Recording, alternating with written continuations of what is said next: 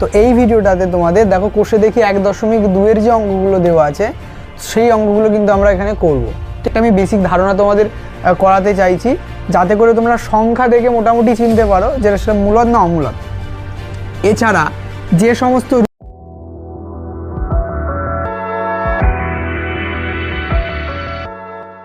দেখো আগের ভিডিওতে কিন্তু আমরা কোষে দেখি 1.1 সব অঙ্ক করে নিয়েছি। তো এই ভিডিওটাতে তোমাদের দেখো কোষে দেখি 1.2 যে অঙ্কগুলো দেওয়া আছে সেই অঙ্কগুলো কিন্তু আমরা এখানে করব। ঠিক আছে, তাহলে দেখো তোমাদের কি দিয়েছে এখানে প্রশ্ন। প্রথমেই দিয়েছে যে এই কিছু বক্তব্য দেওয়া আছে, এখানে বলছে কোনটা সত্যি আর কোনটা মিথ্যা সেটা আমাদের লিখতে হবে। মূলদ অমূলদ এইসব নিয়ে আছে। তো এর আগে আমি তোমাদের কিছু মূলদ আর অমূলদ সংখ্যার ছোট্ট করে একটা ডিফারেন্স বলে দিই যে মূলদ সংখ্যা কিন্তু আগের ভিডিওতে আমরা দেখেছি। আর কেউ যদি এই ভিডিওটা না দেখে থাকো কোষে দেখি 1.1 তোমরা ডিসক্রিপশানে ওর লিঙ্ক পেয়ে যাবে 1.1 কোষে দেখি। তো ওই অঙ্কগুলো কিন্তু আগে করে নাও, ওর কিছু বেসিক ধারণা তো দরকার অবশ্যই এই চ্যাপ্টারটা করার জন্য, তাই ওই ভিডিওটা আগে দেখে নিলে ভালো হয়। তো দেখো মূলদের কিছু বেসিক ডেফিনেশন যেগুলো আমাদের ছিল যে P/Q আকারে প্রকাশ করা যাবে যেখানে কিউটা নন জিরো হবে, তাই তো। তাহলে অমূলদ হবে যেগুলোকে এইভাবে প্রকাশ করা যাবে না। অমূলদের ক্ষেত্রে এরকমভাবে কি প্রকাশ করা যাবে না। ঠিক আছে, P/Q আকারে লেখা যাবে না যেখানে q not equals to zero. আর পি আর কিউটা কি পূর্ণ সংখ্যা। তো সহজ করে বুঝতে আমরা যতগুলো পূর্ণ সংখ্যা জানি 2 3 5 6 7 8 1 0 1 হ্যাঁ প্লাস মাইনাস যাই হোক এগুলো কিন্তু সব মূলদ। আমরা যত ভগ্নাংশ লিখতে পারি 1/2 2/3 বা -4/15 ইত্যাদি যেরকম ইচ্ছা লিখতে পারি সেগুলো কিন্তু সব মূলদ। ঠিক আছে, একটা আমি বেসিক ধারণা তোমাদের করাতে চাইছি যাতে করে তোমরা সংখ্যা দেখে মোটামুটি চিনতে পারো যে সেটা মূলদ না অমূলদ। এছাড়া যে সমস্ত রুট সংখ্যা রুট করা যাবে যেমন √4 √9 √36 যেগুলো কি করা যায় রুট করা যাবে মানেই কি এগুলোকে সংখ্যা পূর্ণ সংখ্যাতে লেখা যাবে, তাই তো। +-3 36 মানের হবে +-6 6 6 36 এইগুলো সব মোটামুটি মূলদ। আর অমূলদ সংখ্যা যে সমস্ত রুটের মান বার করা যায় না, যেমন ধরো √2 √2 √3 √5 √7 √6 হ্যাঁ এগুলোর কিন্তু রুট বের করা যাবে না, এগুলো রুট বের করা যায় না। তো এগুলো সব কিন্তু অমূলদ। এরপরে আর একটা ধারণা আছে অমূলদ সংখ্যা লেখার স্টাইল আছে, আমি সেটা পরে অঙ্কে বোঝাবো। তো আপাতত বুঝে রাখো যে সমস্ত রুটের মান বের করা যায় না সেগুলো সব অমূলদ। এছাড়া পাই তোমরা অঙ্কে বৃত্তের ক্ষেত্রে ইউজ করো পাই, যার মান হয় প্রায় 3.14, এটাকে প্রায় বলা হয়, এর মান কিন্তু এটা নয়, দশমের পর অনেক সংখ্যা আছে। ঠিক আছে, তো এটাও কিন্তু অমূলদ। বলে একটা সংখ্যা আছে 2 সামথিংয়ের ভ্যালু হয়, আমার এই মুহূর্তে মনে পড়ছে না সেটা 2 সামথিংয়ের ভ্যালু হবে। তো এই ইটারও কিন্তু অমূলদ সংখ্যা, এটাও মূলদ নয়। ঠিক আছে, এই দুটো ধ্রুবক খুব পপুলার, একটা পাই একটা তো এইগুলো ম্যাথমেটিক্সে ইউজ হয়, অঙ্কে ইউজ হয়, এইগুলোও অমূলদ। আর রুট যেগুলোর মান বের করা যাবে না। তো এই মোটামুটি আমাদের মূলদ অমূলদটা হয়ে গেল। এরপর যে কোশ্চেনগুলো দেওয়া আছে সেই কোশ্চেনগুলো দেখো। আমাদের প্রথম কোশ্চেন দিয়েছে এখানে, বলছে দুটি মূলদ সংখ্যার সমষ্টি সর্বদা মূলদ হবে। এ তো আমরা আগের অঙ্কে করেছি যে মূলদ সংখ্যার সমষ্টি মানে হলো যোগ, দুটো মূলদ সংখ্যার যোগ মূলদ হয়, এটা আমরা জানি। তাহলে প্রথম যে হবে একেরটা এটা হবে সত্য, আর যেগুলো মিথ্যা হবে সেগুলো কিন্তু আমি উদাহরণ দিয়ে পাশে বোঝাচ্ছি। দুটি অমূলদ সংখ্যার সমষ্টি সর্বদা অমূলদ সংখ্যা হবে, এটা কিন্তু মিথ্যা। আমি এবার তোমাদের বোঝাচ্ছি কেন। দেখো একটা আমি মূলদ সংখ্যা, আমি বললাম যে মূলদ কোনগুলো হয়, মূলদ 0 +-1 +-2 যত পূর্ণ সংখ্যা আছে এগুলো সব মূলদ হয়। এখন ধরো আমি একটা অমূলদ নিচ্ছি, একটা অমূলদ নিলাম √5, আর একটা অমূলদ নিচ্ছি 2 - √5। ঠিক আছে, এটা একটা অমূলদ, এটা একটা অমূলদ। এখন বলছি এদের সমষ্টি সর্বদা অমূলদ হবে, পরীক্ষা করে দেখছি।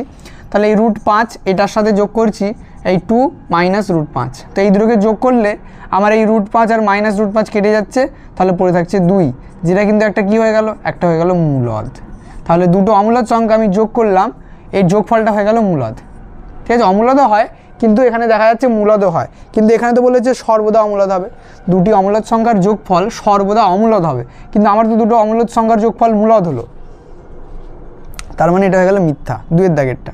3-এর দাগেরটা দেখো কি বলছে, বলছে দুটি মূলদ সংখ্যার গুণফল সর্বদা মূলদ হবে। এটা সত্য। তোমরা যদি আগের ভিডিওটা কেউ দেখে না থাকো তাহলে কিন্তু 1.1-এর ভিডিওটা দেখে নাও, ওতে এই যে কথাগুলো এখানে সত্য হচ্ছে তার প্রমাণ করা হয়েছে লাস্ট কোশ্চেনটাতে, তো সেগুলোই আবার এখানে দিয়েছে। তাই সেগুলো যে করেছে তার এই সত্যগুলো কিন্তু তার বুঝতে অসুবিধা হচ্ছে না।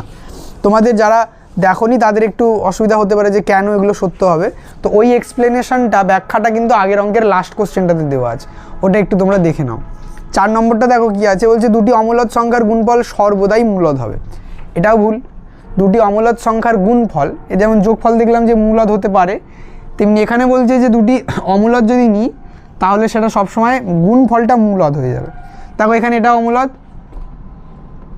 এখানে একটা নিচ্ছি 2, এটাও অমূলদ। এখন আমি √5 আর √2 যদি গুণ করি, একটা রুটের মধ্যে ঢুকে যাবে, হয়ে যাবে 5 × 2 সমান √10। এটা কিন্তু মূলদ নয়, এটা কিন্তু একটা অমূলদ সংখ্যাই। এখানে বলেছি মূলদ হবে, কিন্তু আমি বের করে দেখলাম যে একটা অমূলদও আনা যাচ্ছে, অমূলদ গুণ করে একটা অমূলদ আসছে, তার মানে এইটা হয়ে গেল তোমার মিথ্যা। ভিএরটা পরেরটা দেখো 5-এর, প্রতিটি মূলদ সংখ্যাই বাস্তব সংখ্যা। এখানে একটু বলে রাখি যে বাস্তব সংখ্যাকে মেনলি দুটো পার্টে ভাঙা যায়।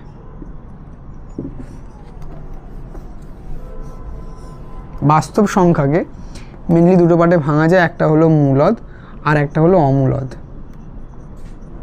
এবার দেখো তোমাদের স্টেটমেন্ট দুটো কি বলেছে, বলছে প্রতিটি মূলদ সংখ্যাই বাস্তব সংখ্যা। এটা ঠিক। আমি এই ধরো আমার বাস্তব সংখ্যা টোটালটা ধরো বাস্তব সংখ্যা, তার দুটো পার্ট, একটা মূলদ আর একটা অমূলদ। এখন যে মূলদ হবে সে বাস্তবও হবে, কারণ বাস্তবের মধ্যে আছে, তাই তো, বাস্তবের মধ্যে আছে, তাই যে মূলদ হবে, যে প্রতিটি মূলদ সে কিন্তু একটা বাস্তব সংখ্যা। যেমন ধরো মূলদের মধ্যে আমি লিখলাম 2, তাহলে 2 কি একটা বাস্তব সংখ্যা? হ্যাঁ অবশ্যই। এটাই যা হবে সে তো এর মধ্যেও থাকবে, আর এটাই যা হবে সে এর মধ্যেও থাকবে। তাহলে প্রথমটা হয়ে গেল, মানে ভিএরটা হয়ে গেল সত্য। পরেরটা বলছে যে প্রতিটি বাস্তব সংখ্যাই অমূলদ। এটা কিন্তু মিথ্যা হয়ে গেল। দেখো প্রতিটি বাস্তব সংখ্যা কি অমূলদ হয়? কারণ বাস্তব হলে সে মূলদও হতে পারে আবার অমূলদও হতে পারে। যেমন আমি একটা সংখ্যা তুললাম 2, তাহলে এই কি অমূলদ হবে? এ তো বাস্তব। 2টাও বাস্তব, আবার √3টাও বাস্তব, ঠিক আছে, কিন্তু 2টা হলো মূলদ আর √3টা হলো অমূলদ। তাহলে আমার বলছে প্রতিটি বাস্তব, মানে বাস্তব হলেই, যেমন এই দুটোই বাস্তব হলেই সে নাকি অমূলদ হবে। আমি দেখলাম এইটা বাস্তব কিন্তু এটা তো মূলদ সংখ্যা, তাই বাস্তব সংখ্যা হলেই সে মূলদ বা অমূলদ হবে না, সে মূলদও হতে পারে আবার সে অমূলদও হতে পারে। তাহলে বাস্তব সংখ্যা অমূলদ হবে সব সময়, এটা হয়ে গেল আমাদের মিথ্যা। তাহলে এইগুলো তোমরা যে স্টেটমেন্টগুলো এখানে দেওয়া আছে সেই স্টেটমেন্টগুলো লিখবে এবং তার পাশে এরকম বক্স করে সত্য মিথ্যা এইভাবে লিখে নাও।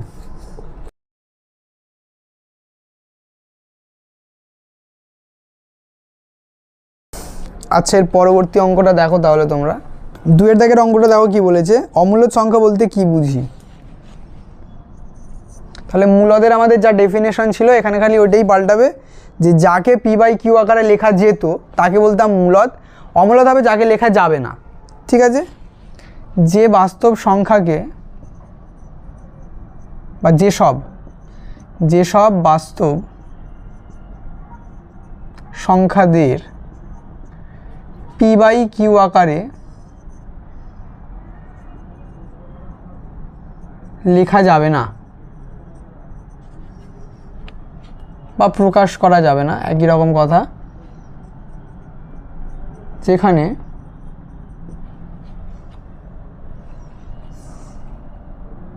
এটা প্রকাশ লিখে দিতে পারো, প্রকাশ করা যাবে না।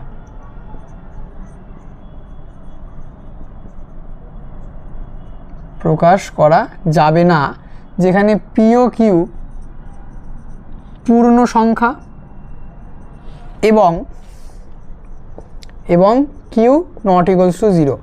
মূলদ হলে প্রকাশ করা যাবে আর অমূলদ হলে প্রকাশ করা যাবে না এবং কিউ নট ইকুয়ালস টু 0, তাদের অমূলদ সংখ্যা বলে।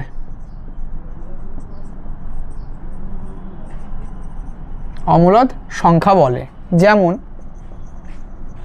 যেমন যে সমস্ত রুটের মান বের করা যায় না, যেমন ধরো √2, √3, √5, √7, হ্যাঁ, √10 এগুলো।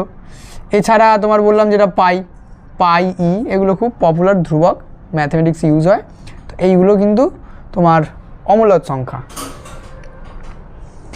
এরপরে 3 দাগের অঙ্কগুলো দেখো। 3 দাগের অঙ্কগুলোতে বলেছে যে নিচের সংখ্যাগুলির মধ্যে কোনটি মূলদ কোনটি অমূলদ লিখি। দেখো মূলদ অমূলদ আমি বললাম একটু আগে যে মূলদ মানে যে রুটগুলো বের করা যাবে, আর অমূলদ মানে বের করা যাবে না। ঠিক আছে, তাহলে প্রথমেই আমাদের দেওয়া আছে √9। তাহলে এগুলো তো তোমরা মুখে মুখেই করতে পারবে, তবু এইভাবেও যদি অসুবিধা হয় এরকম উৎপাদকে বিশ্লেষণ করে করতে পারো। দেখো 3 × 9, তা √9 মানে কি? √9 মানে 3, তাই তো? আমি রুট দিয়েও লিখতে পারি বা ডাইরেক্ট এখানে লিখে দিলাম। √9 মানে 3। তাহলে এটি একটি মূলদ সংখ্যা। যার রুট বের করা যাবে সেটা মূলদ সংখ্যা, যার করা যাবে না সেটা অমূলদ। এটি একটি মূলদ সংখ্যা। দ্বিতীয় অঙ্কটা দেখো কি দেওয়া আছে, দিয়েছে √225। তোমাদের অনেকেরই হয়তো মনে আছে এইসব মানগুলো। 1 থেকে 25 অবধি স্কোয়ার তো সবার জানা উচিত, জানা থাকলে এগুলো এমনি বের করা যায়।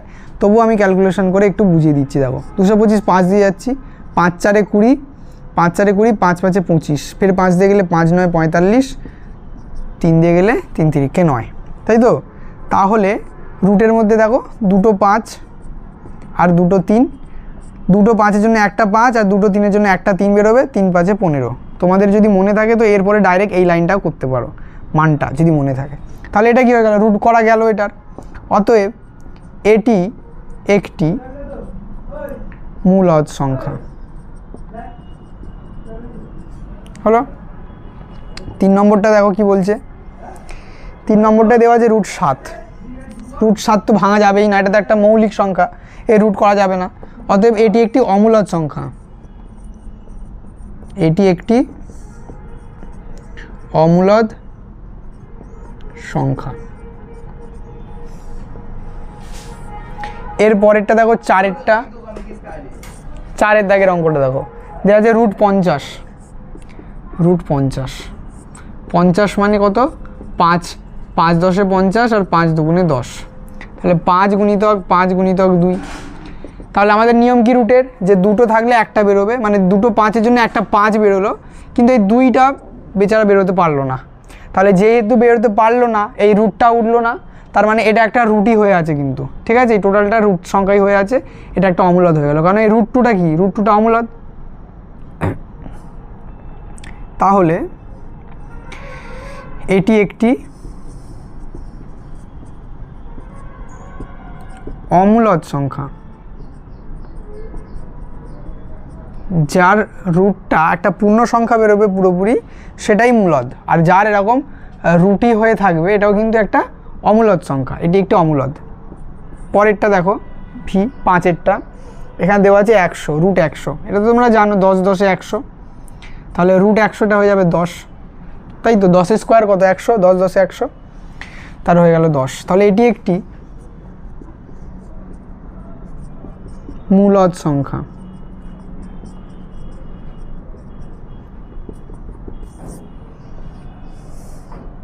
পরটা দেখো -√81।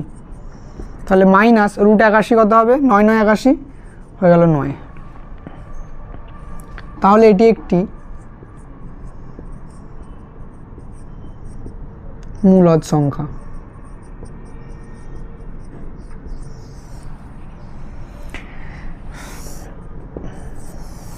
দেখো এই √81 ক্ষেত্রে কিন্তু দু রকম কেস হতে পারে, আমি বলে দিচ্ছি এখানে, যে অনেক ক্ষেত্রে √81 শুধুমাত্র 9 লেখা হয়। ঠিক আছে, কিন্তু যদি আমরা প্লাস মাইনাস বিচার করি, সেক্ষেত্রে √81 মান আসলে +-9।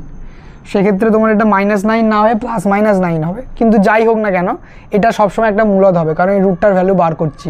বাইরে আমার মাইনাস থাকুক বা প্লাস থাকুক, তাতে আমার কোনো যায় আসে না। আর একটা কথা, এই 6 অঙ্কটা করানোর, 7 অঙ্ক হবে, এটা করানোর আগে একটা কথা আমি বলে রাখি, এটা স্পেশাল একটা কথা বলে রাখি, যেটা হয়তো তোমাদের সিলেবাসে দেওয়া থাকবে না এই কথাটা। সেটা হলো যে রুটের মধ্যে মাইনাস, বাইরে মাইনাস তোমরা দেখেছো, কিন্তু রুটের মধ্যে মাইনাস, ঠিক আছে, রুটের মধ্যে ধরো দেওয়া আছে 5, এই যে জিনিসটা কিন্তু বাস্তব সংখ্যাই নয়, বাস্তব সংখ্যা নয়। আর ক্লাস 10 পর্যন্ত এর কোনো ইনফরমেশান তোমাদের নেই, এটাকে বলা হচ্ছে কমপ্লেক্স নাম্বার বা জটিল সংখ্যা। এটা তোমাদের আছে ক্লাস 11-এ উঠে, ঠিক আছে? ক্লাস 11-এ উঠে এই কনসেপ্টটা তোমরা কিন্তু জানবে যে রুটের মধ্যে মাইনাস, এর মধ্যে কোনো অঙ্কে এরকম থাকবে না তোমাদের যাতে রুটের মধ্যে মাইনাস, বাইরে মাইনাস থাকতে পারে, এটা বাস্তব সংখ্যা, মূলদ হোক অমূলদ হোক, কিন্তু এই যে রুট -5 বা রুটের মধ্যে কোনো মাইনাস যদি থাকে এটা বাস্তবেরও বাইরে, এটা হয়ে গেল একটা জটিল সংখ্যা, যেটা তোমাদের পরবর্তী ক্লাসে মানে ক্লাস 11-এ উঠে তোমরা জানবে। এটা কিন্তু মনে রেখো, তোমাদের অঙ্কে যেন কোনোভাবে রুটের মধ্যে মাইনাস না আসে, একটু ওটা খেয়াল করবে, ভালো করে দেখবে, ভুলভাল ওরকম যেন করে ফেলবে না। তাহলে এটা আমাদের কী হয়ে গেল, একটি মূলদ সংখ্যা। এরপরে আর কটা অঙ্ক আছে এখানে দেখো, আর আছে 7, 8, 9টা, 3টে অঙ্ক আর পড়ে আছে, তো এখানে হয়ে যাবে। দেখো এর পরবর্তী অঙ্কটা দেখো, রুট 42। তো এগুলো এমনি তোমরা দেখলেই বুঝতে পারবে, কারণ 1 থেকে 100-এর মধ্যে কটা স্কোয়ার নাম্বার আছে সবার মনে আছে, ঠিক আছে? 1 1 1, 2 2 4, 3 3 9, 4 4 16, 5 5 25। তো সেই হিসাবে তো দেখতে পাচ্ছি 6 6 36 আর 7 7 49, এটা স্কোয়ারই নয়। তবু আমি ভেঙে এখানে বুঝিয়ে দিচ্ছি। দেখো আমি 2 দিয়ে যদি যাই, 21 2 42, আর তারপর 3 7 21, তো কোনোটাই বেরোবে না, আর রুট করে লাভ নেই, কারণ একটাও দুবার নেই, তাই রুট 42-এর আর কোনো মানই বেরোবে না। অতএব এটি একটি অমূলদ সংখ্যা।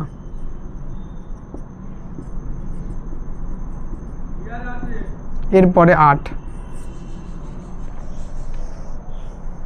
রুট 29, এটা তো মৌলিক, এরও রুট বের করা যাবে না, তাহলে এটি একটি অমূলদ সংখ্যা।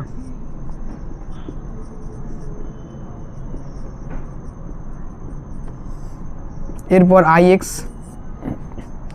রুট 1000 মাইনাস রুট 1000,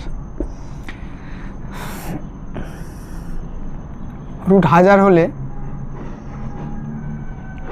তোমার কত হচ্ছে দেখো, আমি যদি 10 দিয়েই যাই, তো 10 100 1000 আর 10 10 100, তাহলে দুটো 10-এর জন্য একটা 10 যদি বার করি, ভিতরে থাকবে 10, ঠিক আছে?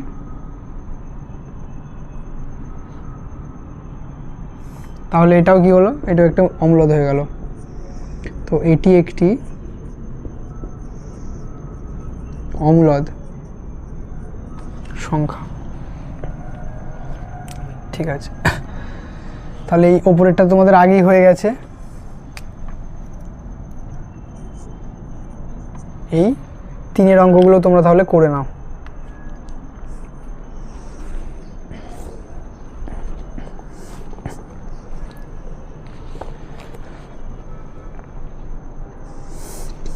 তিনের সমস্ত অঙ্কগুলো তোমরা তাহলে করে নাও। আর কারো যদি কোনো অসুবিধা হয় বুঝতে, তাহলে অবশ্যই কিন্তু তোমরা কমেন্ট সেকশানে কমেন্ট করবে, এবং বুঝতে পারলে অঙ্কগুলো তোমরা তোমাদের বন্ধুর সঙ্গে ওগুলো শেয়ার করতে পারো।